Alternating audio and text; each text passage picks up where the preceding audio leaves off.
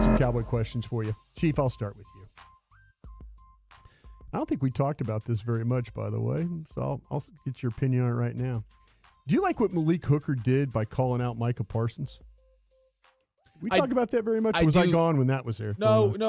Oh, wait. You were out. Yeah, you was were out. It was on Friday. It broke like throughout our entire show. So you guys talked about this? Yeah, we played the audio. Yeah. My advice for Micah Parsons would be just make sure we're all right, Hooker began, because if you're doing a podcast every week and you know the run game is terrible, then what are you really caring about?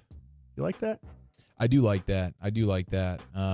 And I can understand where it's like, I was not here for that one. No, it's all good. I was murdering fish. Yeah, you were. Yeah. You were having a well-deserved day off. Thank you. I appreciate that. What about it? You were just catching bass, or were you catching crappie? Fish, bass. Bass. A lot of bass, yeah. Not so much crappie, though. No, not a crappies. I do like this because it just confirms, like, we're not crazy for the way we feel on the outside. It just lends voice to, hey, there's similar feelings here inside the building. And I can understand, hey, maybe you'd like for him to just go face to face and address that to Micah at some point over the course of this last season or this off season. And to do it on the podcast, maybe not the best place to do it. But ultimately, I think Micah needs to hear it. He needs to hear it. Yeah, I do. I do think he needs to hear it. Needs to hear it from somebody other than us, right? Correct. Yeah. How about you there, Woolly Bully Man? Yeah, I mean, I do think listening to the entire segment, I mean, he did say I don't really have an issue with him doing the podcast, but I like what he said there with that. Like, if it did become an issue and, hey, the team's struggling, whatever it is, you know, where is your focus? I think that is absolutely fair criticism. I think Micah's comment, which he since deleted because I think he kind of understood the full context of what Malik was saying, where at the end of the tweet, he said, I mean, I can point out a lot of other things, but I'm just not.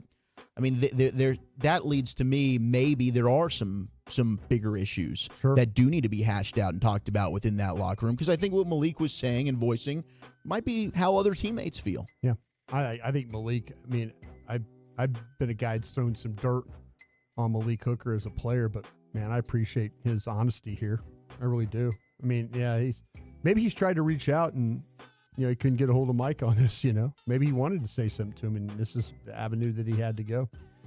Wooly, you did a great job in the draft this year. Thank you, sir. Marshawn Nealon will put Sam Williams on the bench this year. I would say I agree with that. I think he's a more well-rounded player. And for Mike Zimmer, who I do think it seems as though he has had an emphasis on stopping the run with every single team he's been on, whether that was his first tenure with the Cowboys to Cincinnati to Minnesota. I think Nealon's a much better run defender. In fact, I think that's going to be a strength early on. I think we have some questions about, like, how will he adapt as a pass rusher, right? Yeah. Like, I think Sam Williams definitely better pass rusher. Right. But I do think overall, I think Nealon's a guy that they're going to be able to probably trust more consistently to be where he's supposed to be. I say this, Chieftain, in a way, I'll rephrase the question again. Marshawn Nealon will continue to keep Sam Williams on the bench. How about that? Well, I do think that it won't be – I still, as a pass rusher, like Wolchuk was saying, like Sam Williams as a pass rusher, there's still a role for him. I think they're – in my mind, they're two different players to some extent in terms of what you're asking them to do. I need Sam Williams. I mean, obviously you want either one of them to be an all-around three-down player for sure. But Sam Williams, I need you to get to the quarterback, and Nealon, I need you to set an edge. So I don't think that you will see Sam Williams going to the bench. I don't know that he will be a star in his role because we've been asking for it now and hoping for it for a couple of years, and it hasn't fully made it out. You see all the makings of it, just an athletic freak, but can he put it all together is the question. I think he's going to get plenty of opportunities to get after the quarterback. Sam Williams. Yeah. I think the thing with Sam Williams is I think we're all waiting for that breakout. I mean, there's a guy that he has had moments where he's been very, very productive, and then the next time it's 3rd and 7 and they get a stop and hands the face guy. Mental mistakes. Number 54 hands the face. Right. And Zimmer's going to have like a zero tolerance with that. Right, which is why I think that he might be his own worst enemy in that regard. Yeah. He might cost himself playing time.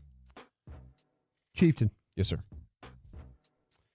Now that Marquise Bell is back to being like a full-time safety, does he have a chance to start at that position? I think he does. I think there's a ton of opportunity. Every one of those guys showing up to camp now, and there's like 5 of them that should feel like, hey, I got a real shot at this thing. But we saw him at linebacker so much last year. The way that Zimmer likes to use his safeties, which is you got to be able to be, you can't just smart, be tough. in the box safety guy, because at times I need you to go maybe be a center fielder or go, from hash to sideline, whatever. And I don't know that is exactly him. So it's unfortunate because I think he's a good player. And in some defenses, there's a role for guys like that. But I don't know if he has the coverage, speed, turn and run sort of ability that I think Zimmer's going to try and ask out of him. Bet you there, Wooly Bully.